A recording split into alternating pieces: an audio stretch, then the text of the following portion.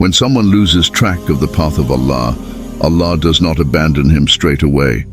Many people lose their way of faith and religion and complain about how Allah has not helped them. However, this is indeed false.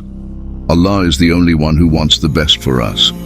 And because He wants the best for us, He calls you in 4 different ways before He punishes you.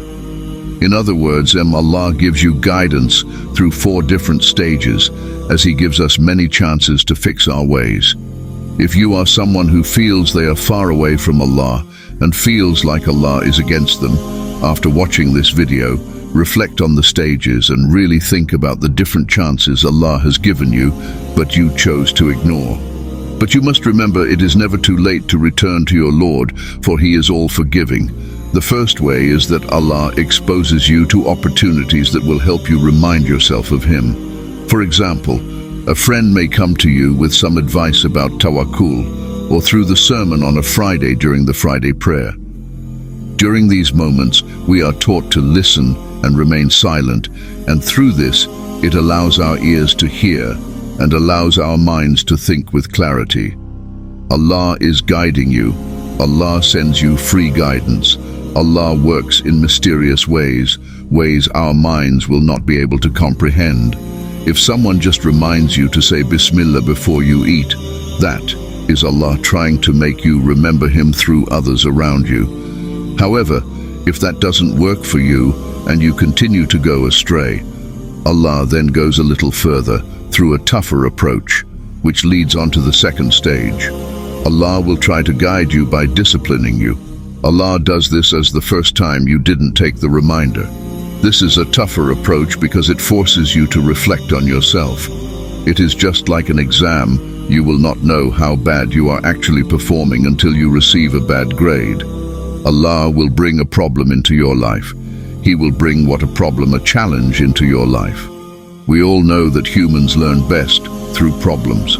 And we must remember Allah does this because He loves us. This is how Allah dealt with all the prophets and messengers and the companions. So if you have a problem, know that Allah is guiding you. Take it in a good way, as Allah does not test a soul more than it can burden. That problem is going to be your medicine, and once you overcome it, God willing, you're going to be much stronger and better. Allah gives you a problem and a wake-up call, whether that is through somebody you love, gets sick, a family member, death may happen and you attend a funeral. You may see somebody get run over. You may have an accident, God forbid. You may lose something. You may be tested a lot or a little bit, depending on how severe you need that guidance. The further away you are from Allah, the stronger His signs and guidance comes. We are humans, and we are very stubborn. We are guilty of this. As it is in our nature, this is the way Allah created us. So because of that reason, Allah knows how to get through us. So something bad has to happen in order for you to return to Allah. Allah will do it. But we must also remember, Allah is the best of planners. So a calamity may be a blessing in disguise. For example, if you was going to a place to commit haram, and your choice of transport is a car, and your car breaks down and you can no longer go, that is a calamity disguised as a blessing, as Allah protected you from committing that sin. Now, if that doesn't work, Allah will intensify a little bit more to the third stage. The third stage is, He will bring you something that you can't avoid. Whether that is an opportunity or trial, the problem is up to you how you want to face it. But when Allah brings you something so compelling, it means it's something that you must face. You have no way to avoid it. You have to face it. It could be a court order. It could be a fine. It could be someone that's facing you and you can't run away from it. That is a suffering and a minor punishment, Allah for the best. Allah says in the Quran, we will certainly make them taste some of the minor torment in this life before the major torment of the hereafter, so perhaps they will return to the right path. Allah makes us face the lower test of this world before the bigger test in the afterlife, where it indeed has the bigger punishment. Allah does this in the hope that you will return. So ask yourself, why are little punishments happening to you in this world?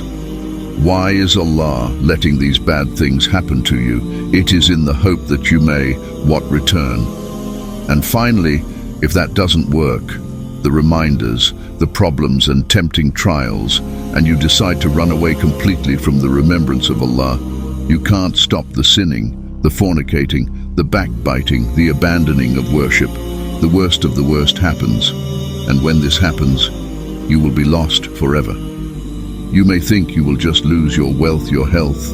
You may think you will be hit with lots of life issues like losing your job. But no, it is something that we as humans will feel deep in our souls. So when someone neglects Allah and all these signs, Allah just lets you go. He just lets you go to do whatever you want. He lets you fulfill your desires. He lets you become consumed in this world, and that, my brothers and sisters, is a miserable, miserable path. The only thing we receive is a temporary, ugly world, and even the world and the people around you will turn against you, and as for the hereafter, there will be nothing left. The only thing that will be waiting for you is your punishment by brothers and sisters. Always remind yourself of Allah, and be not like those who forgot their Lord. For those who forget their Lord end up losing themselves.